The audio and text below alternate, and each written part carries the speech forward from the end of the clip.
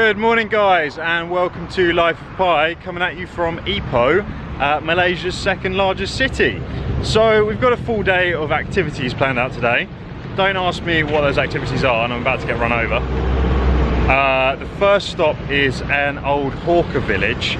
You've got to make reservations the day before to go to the hawker village. I'm just crossing the street. So you email them, register that you're going to come for a 1.5 hour tour, and then you start the 1.5 hour tour at either 9:30 or I think there's one in the afternoon as well. So we're going for the 9:30 one, bright and early. Gonna go and grab some breakfast somewhere. Guys, so here's our breakfast for the day, a selection of pastries. I'm not entirely sure what's in any of them. One of them's an egg custard tart.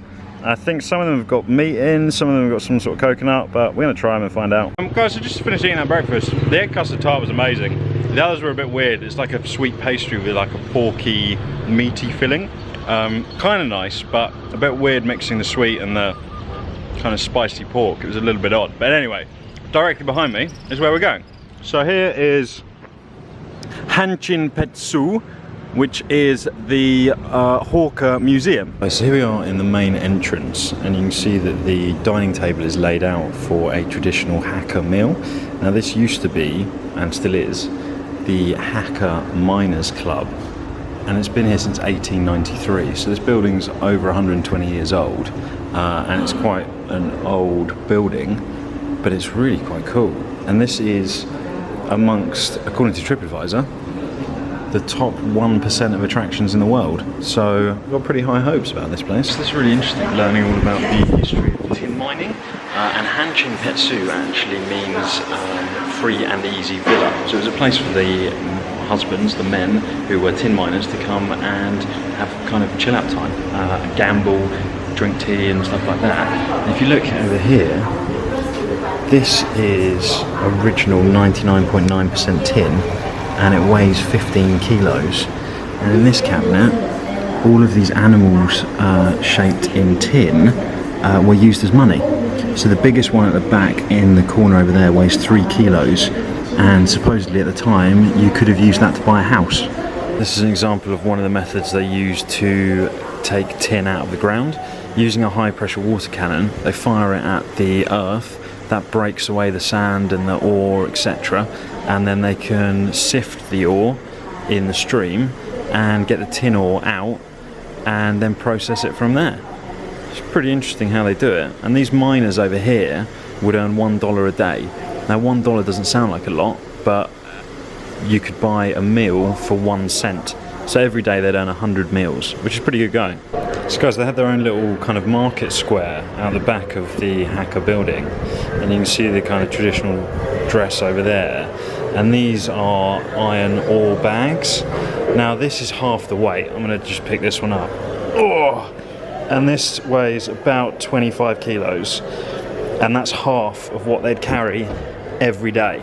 You can imagine it's pretty back-breaking work, and a lot of the people that carried the tin ore would die at a young age because it was so heavy and it was such back-breaking work. But really interesting, the history of kind of tin mining in Malaya is really interesting.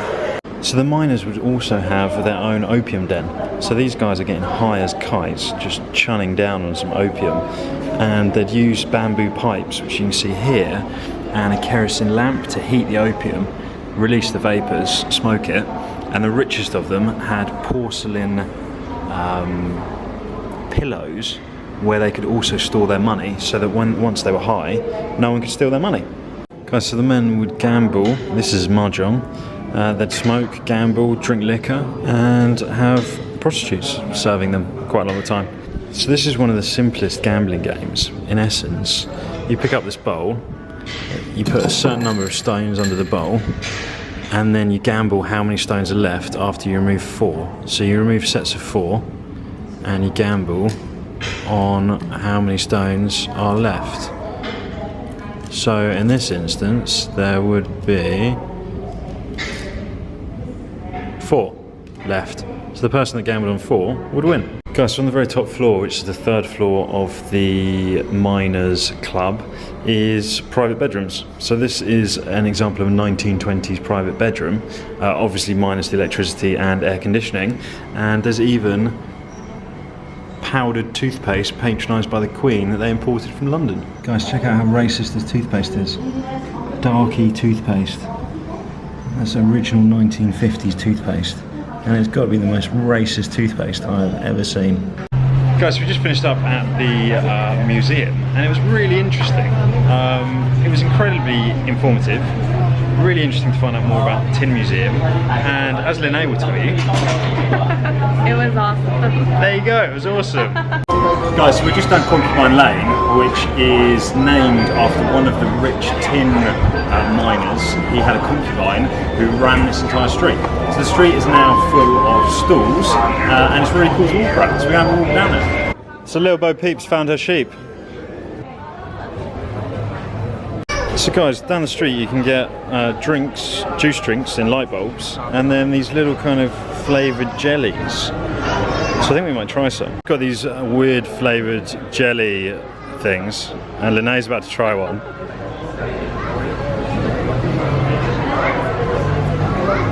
As gracious as ever. What does it taste like?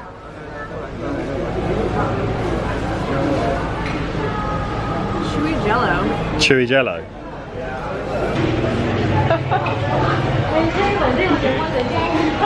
It's quite nice. It's like a chewy jello ball of fruitiness. Guys, we just stopped off for a bit of food, and the cheapest places to eat are always like the street kitchens, and you can get a plate of fried rice and chicken for 5 ringgit. Guys, so after a quick lunchtime stop, we are jumping in an Uber to take us to the Perak Cave Temple. So after about a 20-minute Uber ride, the Ubers out here are bloody fantastic. It was 8 ringgit to get 20 minutes out of town, about 10 kilometres. We've arrived at Perak Cave Temple. So here is the staircase leading up to the Cave Temple. And this is one of the best examples of a cave temple in Malaysia. Guys, so here we are inside the cave temple, and it is fantastic. All of the paintings that you'll see around us, which I will show you now, all of these paintings, like this one, the other Buddha there, and then there's one up there, there's the dragon either side of the big Buddha. All of these paintings were done by the founder who started building it in 1926. Guys, just to show how in a cave we are, this tiger is kind of built into the rock. Check it out, that's really cool. And then look at the cave openings. You can just kind of walk all through this cave. Guys, we're just deep in the cave, and you can climb 450 steps to get to the very top of the peak, and there's maybe some cool stuff up there. Not entirely sure what. 450 steps sounds like hell, but let's start climbing.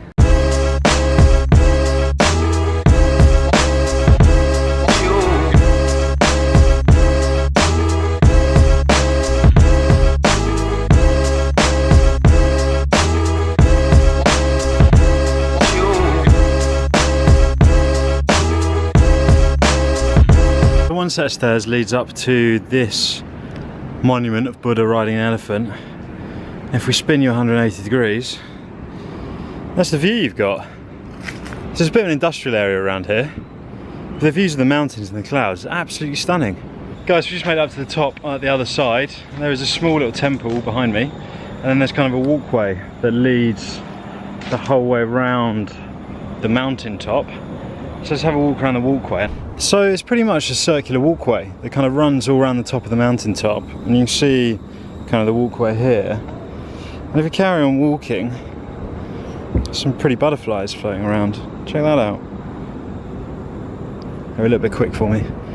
If we carry on walking this way, there's another cool little temple pagoda thing, and then the views out the side should be pretty good.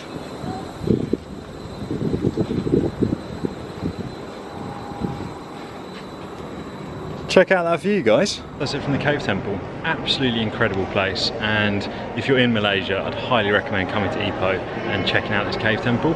It is stunning. The paintings, the huge Buddha that's behind me, like everything about it is just really cool. And it's even like nice, it's a nice temperature inside the temple. Outside is baking hot, but in here it's really nice and cool. The climb up was nice, but nothing that special.